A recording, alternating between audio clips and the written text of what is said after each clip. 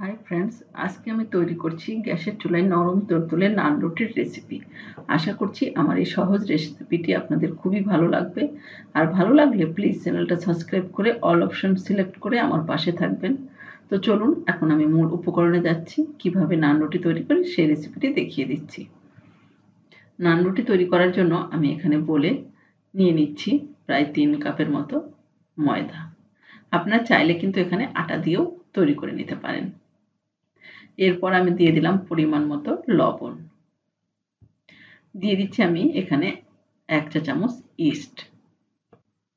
এরপর আমি এখানে দিয়ে দিলাম প্রায় 2 চা চামচের মতো তেল। আর এখানে আমি দিয়ে দিচ্ছি 1 চা চামচ চিনি। আর এখানে আমি দিয়ে দিলাম 1 চা চামচের মতো ঘি। তো আপনারা চাইলে ঘিটা স্কিপ করতে পারেন। তো এখানে যেহেতু আমি ইস্ট দিয়েছি, তো ইস্টের কিন্তু একটা কাঁচা গন্ধ থাকে। গন্ধটা দূর হওয়ার জন্য আমি ঘি দিয়ে দিলাম। তো আমি শুকনো উপকরণ খুব ভালোভাবে মিশিয়ে নিচ্ছি। তো খুব ভালোভাবে মিশিয়ে নিতে হবে। এরপর আমি এখানে উষ্ণ গরম দুধ নিয়েছি। দুধটা দিয়ে আমি ময়দাটা খুব ভালোভাবে মেখে নেব। তো আপনারা চাইলে কিন্তু এখানে দুধের পরিবর্তে জল দিয়েও ময়দাটা মেখে নিতে পারেন। তো আমি খুব ভালোভাবে মেখে নিচ্ছি। দুধটা কিন্তু আমি একবারে দেইনি, বারে বারে দিচ্ছি। দিয়ে খুব ভালোভাবে ময়দাটা মেখে নিচ্ছি। তো দেখুন ময়দাটা খুব বেশি নরম হবে না, আবার খুব বেশি শক্ত হবে না। ঠিক এরকম একটা ডো তৈরি করে নিতে হবে। তো ময়দাটা মেখে নেওয়া হয়ে গেছে। এখন আমি এখানে একটু তেল ব্রাশ করে দিচ্ছি। তো সামান্য একটু তেল ব্রাশ করে দিলাম। এরপর আমি এটা ঢাকা দিয়ে রেখে দেব ময়দাটা খুব ভালোভাবে সেট হওয়ার জন্য প্রায় 1 ঘন্টার মতো। তো 1 ঘন্টা পর আমি ঢাকাটা উঠিয়ে নিলাম। দেখুন ময়দাটা কিন্তু ফুলে ডাবল হয়েছে। তো এটা আমি খুব ভালোভাবে একটু হাত দিয়ে মেখে নেব। এতে করে নান রুটিগুলো কিন্তু অনেকটা সফট হবে।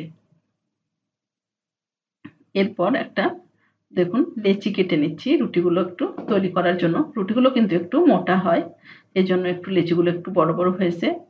তো এখন আমি রুটিটা তৈরি করে নেব। প্রথমে একটু দিয়ে দিলাম ময়দা। ময়দাটা ছিটিয়ে আমি রুটিগুলো তৈরি করে নিচ্ছি।